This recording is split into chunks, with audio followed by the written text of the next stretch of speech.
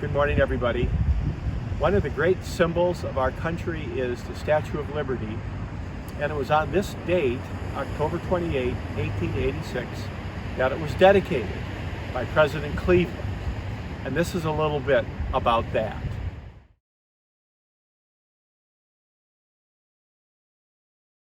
The Statue of Liberty was designed by Frederick Auguste Bartholdi, a Frenchman, who wanted not only to acknowledge the friendship of the United States and the French, but also make a statement against slavery.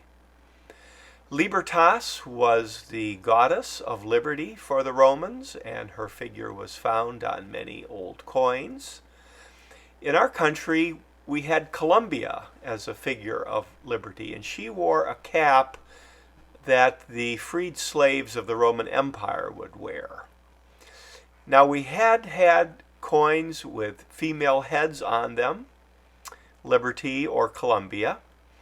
And during the Civil War, when the Capitol was built, the Statue of Freedom on the top of the Capitol building was a woman. So that was not an unusual figure.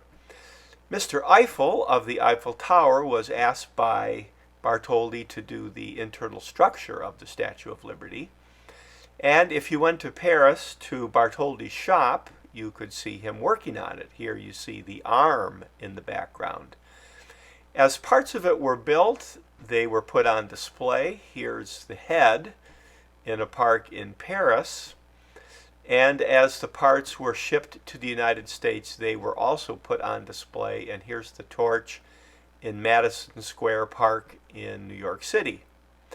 Well, they decided to put it on Bedloe's Island, which had an old fort on it, Fort Wood. And once they picked the island, they decided to build a base to put the statue on, and Joseph Pulitzer of newspaper fame helped raise money for the base of the statue. It was put on the island where Fort Wood was, and the multi-pointed fort predates the statue, so that's not really part of the design.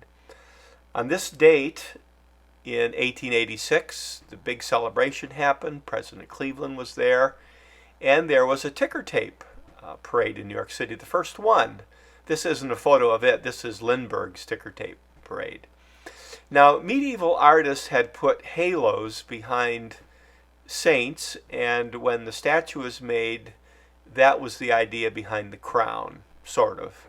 And the 7 spikes stand for the 7 continents or the 7 seas, depending on whom you ask. The tablet in her hand says July 4, 1776. It's also in the shape of a keystone, reminding us that liberty is one of the keys of our political system. At her feet, you can see chains, but these are broken chains because slavery had ended with the Civil War, and Bartholdi wanted to acknowledge that. And as you look from the top, you can see that the statue is walking. So that reminds us that our journey as Americans toward freedom is continual. Now, Emma Lazarus's poem, The New Colossus, was written in the 1880s, and people wonder, well, what was the old Colossus? Well, the old Colossus was the Colossus of Rhodes during ancient times, with a warrior, a man with a weapon. But she begins with the word not in her poem, not like the brazen giant of Greek fame, with conquering limbs astride from land to land. Here at our sea-washed sunset gate shall stand a mighty woman with a torch. And you all know, of course, the second part of the poem, give me your tired, your poor, your huddled masses yearning to breathe free. So we associate the Statue of Liberty with immigrants coming to our country for freedom and opportunity.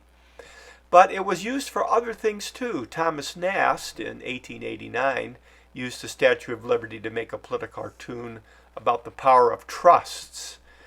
And in the Tiananmen Square protests in 1989, Chinese students used the Statue of Liberty as a symbol of freedom.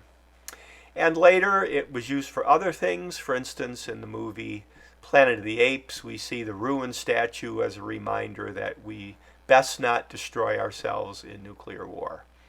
So the Statue of Liberty is many things to many people, but for all of us Americans, it's a cherished symbol and reminds us that we must be vigilant in our journey toward more and more freedom and liberty.